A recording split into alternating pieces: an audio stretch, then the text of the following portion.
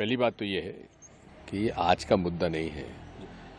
सन 2018 में एआईसीसी के सर्वसम्मति से पारित प्रस्ताव, राजनीतिक प्रस्ताव में ये उल्लेख किया गया था कि जनमानस में ईवीएम के द्वारा चुनाव कराने में लोगों को शंका है।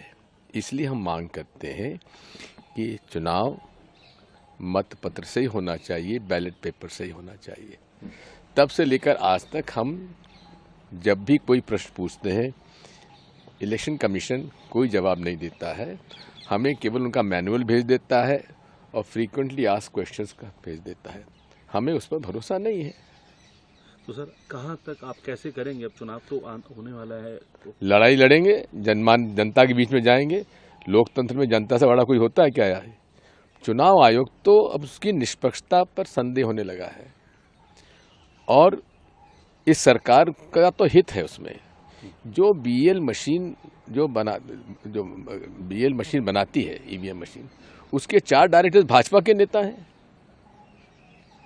जो टेक्निकल कमेटी के मेंबर्स हैं, उनकी रिपोर्ट नहीं दिखाई जाती।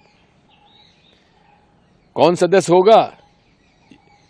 चीफ जस्टिस के प्रस्ताव को ठुकरा दिया। कौन होगा? प्रधानमंत्री होंगे, उनका मनोनीत एक मंत्री होगा। अब जो हम कहें सो ठीक।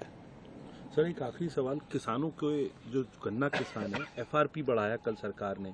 प्रधानमंत्री ने आज ट्वीट करके कहा कि हम किसानों के हित के लिए कटिबद्ध हैं और एक ऐतिहासिक डिसीजन है ये। वो मोदी गारंटी हमने देख ली बहुत सारी। मोदी गारंटी कौन सी मोदी गारंटी है? कहाँ गए 15 लाख रुपए? कहाँ गया काला धन? कहाँ गया एमएसपी? कौन से गारंटी? किस पे भरोसा करें? मोदी जी पर? असंभव। पहली बात तो ये है कि ये आज का मुद्दा नहीं है।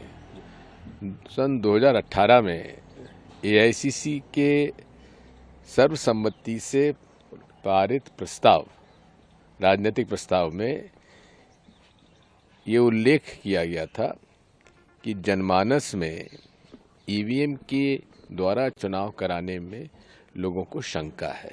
इसलिए हम मांग करते हैं कि चुनाव मतपत्र से ही होना चाहिए, बैलेट पेपर से ही होना चाहिए।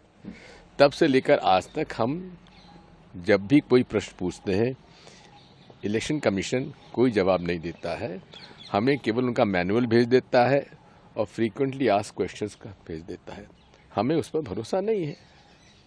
अगर आप ये वीडियो YouTube पर देख रहे हैं तो हमारे चैनल को सब्सक्राइब करें और बेल आइकन को दबाना ना भूलें। अगर आप Facebook पर ये वीडियो देख रहे हैं तो हमारे पेज को लाइक करें।